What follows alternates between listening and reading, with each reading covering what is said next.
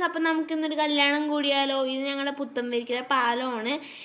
പുഴയുടെ നടുക്കായിട്ട് മാളവനപ്പാറയൊക്കെ ഉണ്ട് കേട്ടോ. ഭയങ്കര വൈബാണ്. ഈവനിങ് ഒക്കെ ആയിക്കഴിഞ്ഞാൽ നല്ല രസമാണ് കേട്ടോ. ഞങ്ങൾ ഈവനിങ്ങിനൊക്കെ ഇവിടെ വന്ന് നിൽക്കാറുണ്ട്. ഇവിടെ നല്ല ഭംഗിയാണ്. ഞാനൊരു ദിവസം കാണിച്ചു തരാം.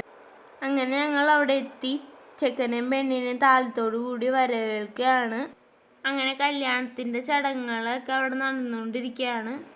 ഞാനിത്തിരി നീങ്ങി നിൽക്കേണ്ട. എൻ്റെ ചേച്ചിമാരുടെ പിള്ളേരുണ്ട് എൻ്റെ ഒപ്പം. അല്ലുവും ദേവും അവരിവിടെ കിടന്ന് ഓടുകയാണ്. അവരുടെ ഒപ്പം ഓടുകയാണ്. അങ്ങനെ കെട്ടൊക്കെ അവിടെ നടന്നുകൊണ്ടിരിക്കുകയാണ്.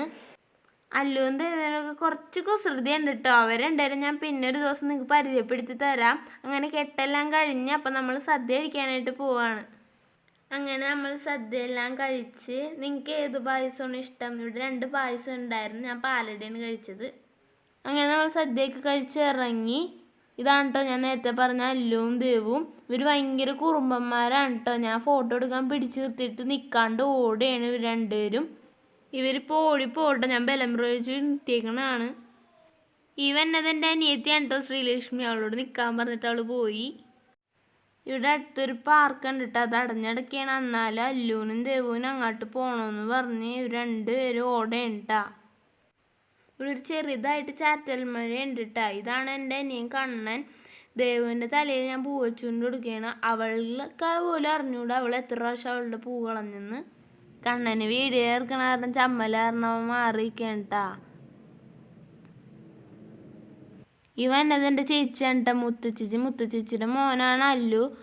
അവിടെ കിടന്ന് പ്രശ്നം ഉണ്ടാക്കിയാണ് ദേവുട്ടിനെ വിളിച്ചുകൊണ്ട് വരാൻ. എന്നിട്ട് ദേവുട്ടിനെയും കൊണ്ട് പോയിട്ടാ. എനിക്ക് അത്രയ്ക്ക് നേരം മുല്ലപ്പൂ ഒന്നും വെക്കണമെന്ന് ഇഷ്ടമല്ല കേട്ടോ. അതുകൊണ്ട് ഞാൻ കുറച്ച് നേരം കഴിഞ്ഞപ്പോൾ തന്നെ മുല്ലപ്പൂവൊക്കെ എടുത്ത് ഊരി വെച്ചിട്ടാ. അങ്ങനെ ഞങ്ങൾ പോകാനായിട്ട് വണ്ടി കയറിയിട്ടാ. ഇവർ രണ്ടുപേരും ഭയങ്കര ചർച്ചയിലാണ്. അവളുടെ തലയിൽ മുല്ലപ്പൂ ഇരിപ്പുണ്ട്. എന്നാലും ഇവൻ്റെ കയ്യിലിരിക്കുന്ന പൂവും അവൾക്ക് വേണമെന്നാണ് കേട്ടോ പറയണേ.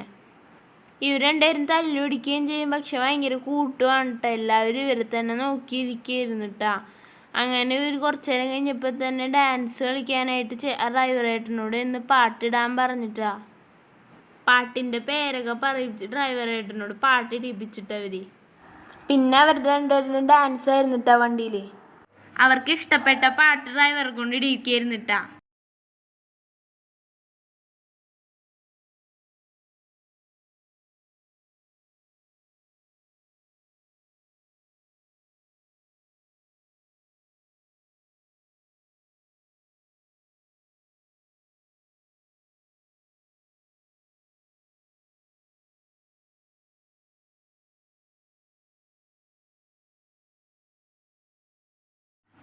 അങ്ങനെ അവർ ഡാൻസൊക്കെ കളിച്ച് ക്ഷീണിച്ചിരിക്കണ്ടാ.